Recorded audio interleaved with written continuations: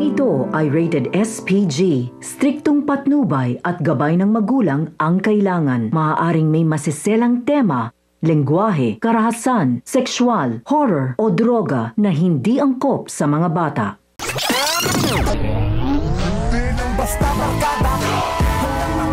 Tuluyan ng isinagawa ni na Primo ang kanilang plano sa pagkuha sa natitirang pera ni Amanda at pagsunog sa lahat ng droga sa isa sa mga pabrika ni Agustos. Ito ang estratehiya na ginawa nila upang matuon ang atensyon ng mga tao ni Mulong at saka gagawin ni na Amanda ang pagkuha sa natitira nitong pera sa vault.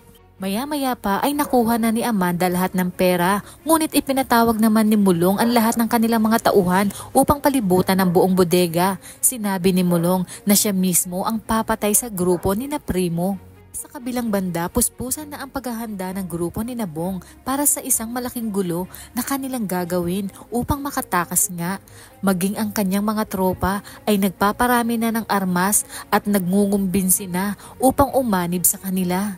Sa pag-iisa naman ni Bubbles ay muli niyang inalala ang mga panahong nasa labas sila ni Tanggol. Aminado si Bubbles, higit pa sa paghanga ang nararamdaman niya kay Tanggol. Pero sa sitwasyon ni Tanggol ngayon ay tila hindi niya alam kung tama pa ba na ipagpatuloy ang kanyang nararamdaman.